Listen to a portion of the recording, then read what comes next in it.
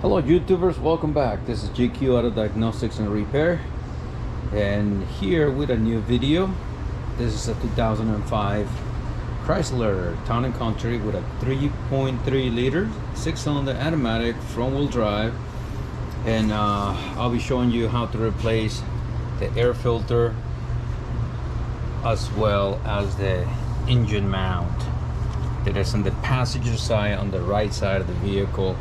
It is collapsed, so we have some vibration going into the inside the vehicle, so the vibration from the engine is transferring to the body of the car. Therefore the customer can feel it vibrating, especially when you have the AC on, and obviously that put more load on the vehicle, so that's why it's more noticeable. All right, so before I continue, if you like the video, if you get anything out of this video, the only thing that I ask is please hit that subscribe button, that notification bell. That will help me a lot with the YouTube algorithm. At least that's what they claim. It doesn't cost you anything and definitely help me. Next, leave your comments down below, like the video, share the video if you know somebody who might benefit for this information. Our goal here on GQ Auto Diagnostics is to make sure you get the repair done correctly the first time, but also save you money. Okay, so without further ado, let's get right into the repair. The first thing we're going to do here, we're going to disconnect this breather hose. So make sure when you do this, because of the age of the vehicle, sometimes it can get very brittle. You don't want to break stuff if there's no way around it. It just it's going to break. It's going to break, but it's not because we are careless. Next, we're gonna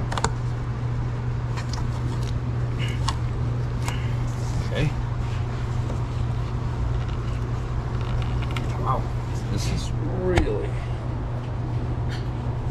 I'm gonna use a screwdriver, pop it. So another one there. There are two clips, the hole, the housing, flat screwdriver. We're going to loosen up this clamp. Now we can just lift, move, place in a safe spot. Yep, it's filthy, not terrible, but we are going to replace it. Okay, let's continue. Next, with a 10mm bolt socket, we're going to remove this bolt right there. Now we'll make sure we place this bolt in a safe place. Now we've got to pull up. Sometimes it takes a little, sometimes it comes very easy. So we're going to remove this because underneath it is where we're going to find the engine mount. So at the same time, when we remove it, we're going to clean all this dust so that way it doesn't go inside the engine.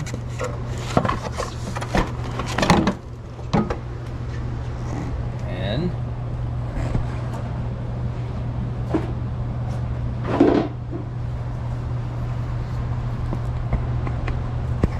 position the camera. Mount is right here. So we're gonna need a couple things. One, we're gonna have to place the floor jack underneath the oil pan and support the engine, so that way we can just remove the bolt here without damaging the threads, and we make it easy on ourselves. Next, it's gonna be a 15mm socket.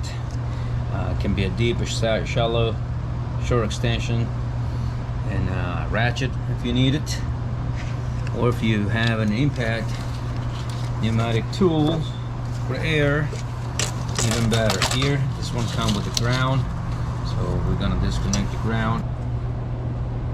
All right, so we're gonna remove the rest of this breather tube.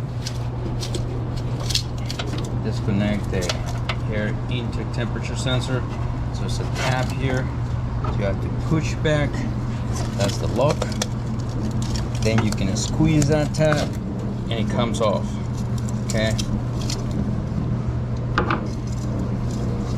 Get you close enough so you push this back and you squeeze and it pops out of place. Right. Next, okay, so I already put the floor jack underneath the oil pan. Okay, it's a good practice to put a piece of wood so that way you can just go direct into the oil pan and prevent from damaging or denting it. And you do not want to overlift the engine because you accidentally can put too much pressure on the oil pan and the oil pan can bend up, and that is going to restrict the amount of clearance that's going to be between the bottom of the pan and the pickup of the oil pump. So if that happens, you can cause the oil pump and the engine start to starving for oil, and eventually your oil light's gonna come on and your engine's gonna get damaged. So do not push too hard on the oil pan. All right, so remember that. Okay, now I'm gonna use the 15 swivel. That's one.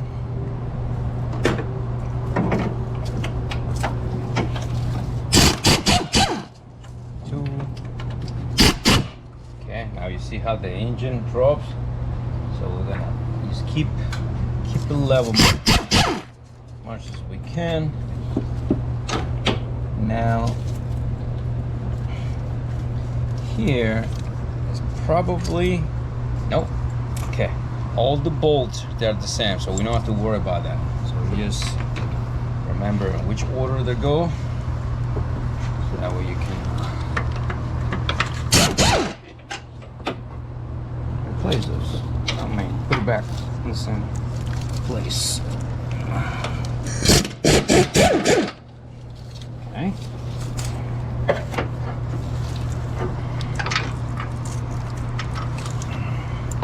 These two are different, the top three, so no need, cannot confuse them. And here we have a little clip. This wire harness.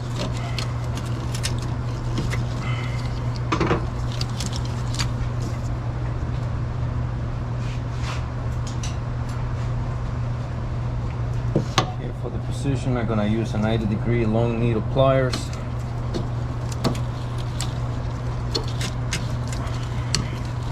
There you go.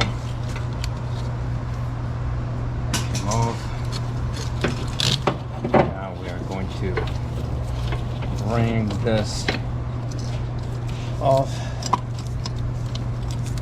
Just trying to.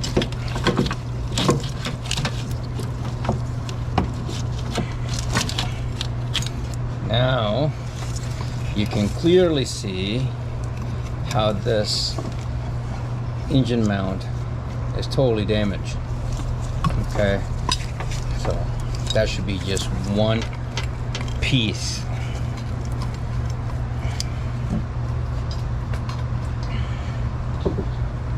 It came apart. So that's not good. So if your engine, it is, you feel, if your engine is running good and you feel a lot of vibration, your steering wheel when you put it in gear increases, and you add the air conditioner, when you turn it on, put more load on the engine, and that vibration increases even more, that tell us that's a good indication that your engine mounts and transmission mount can be damaged. Okay, that is only when the engine is running good. All the internal components is good. All right, so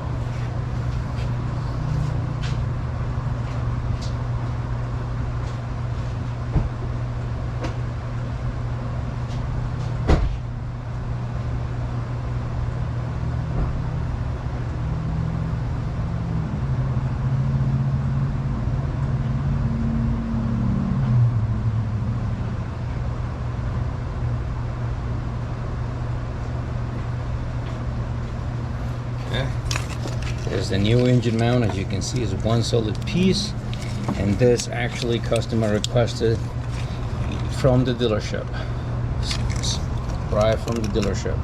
It's a good quality engine mount, and surprisingly, they're pretty close price to the any other auto parts store, surprisingly enough.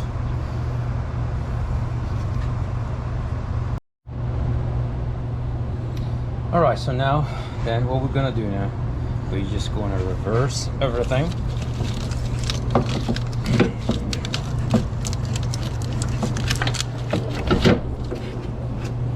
And here you can see the difference on the height of the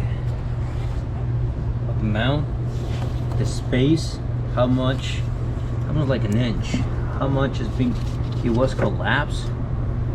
So that, again, that is a pretty big gap, and you can see how that will influence the amount of vibration and the quality of how the vehicle feels. But also every time you accelerate, it has that movement in the engine that eventually is more than it's supposed to have. And what happened, that started to pull sometimes your wire harness, sometimes your CV axles, they have more, or your half shaft, if you want to call them that, they have more movement than it's supposed to, and create a premature wear and tear. So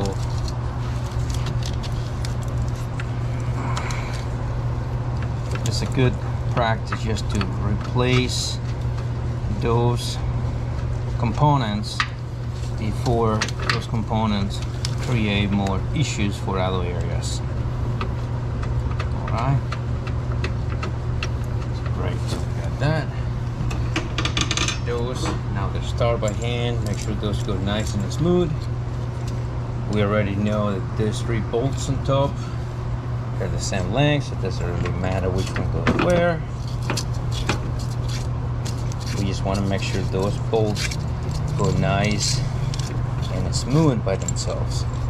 Okay, you don't want to just cross thread it, damage it, the threads, and create more work than what actually worth it, than what it is. I mean, I'm gonna increase the height a little bit.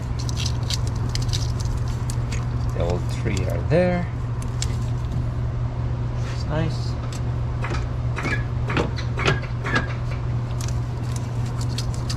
Okay, very good. Okay, now again, if you stayed this long in the video, thank you very much. I do appreciate sticking with me in this repair. And if you haven't done it already, please take the moment, hit the subscribe button, that notification bell, like the video, subscribe, comment, and share it. If you already did, thank you very much. That was nice of you.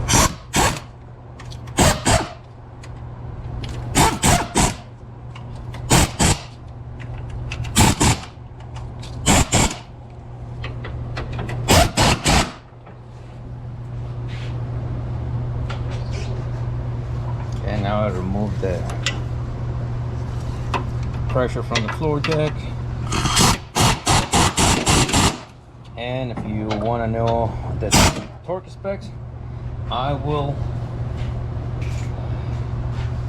write that information down below and you can get it there. Great. Now next thing,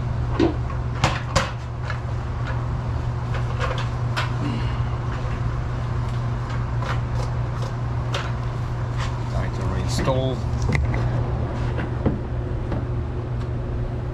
Make sure that there's nothing in it, so that way nothing can go into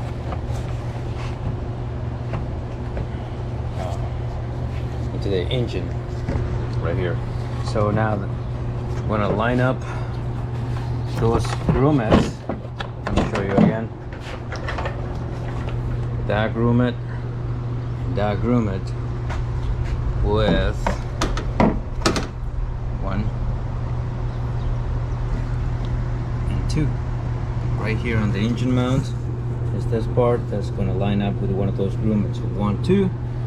So that way this air filter case is not, you can see right there, right there aligns with it. Now press down, put your 10 millimeter, tie them up.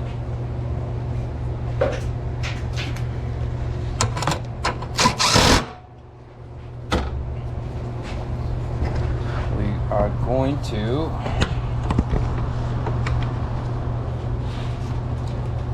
air filter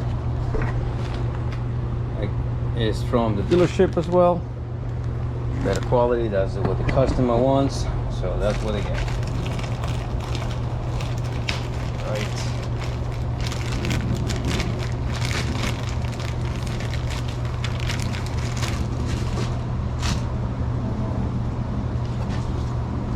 Just like that. Just get a glove.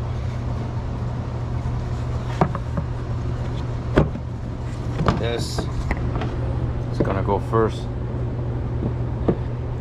This side, you see those guides? So it's gonna go first. I'm gonna drop it right there. So then we can just finish.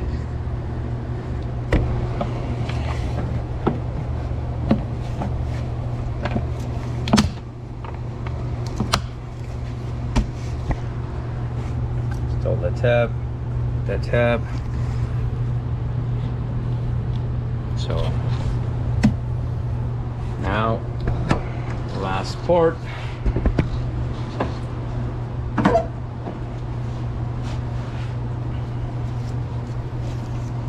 Either so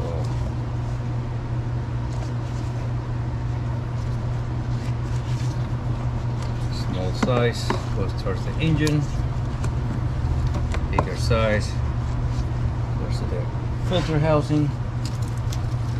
We have to connect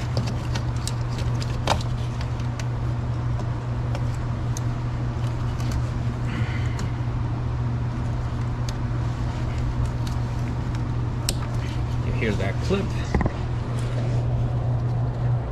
Sensors plug back in, plug back on. Now reinstall.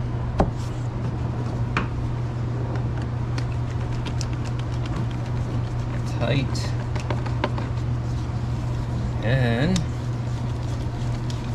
that's pretty much it.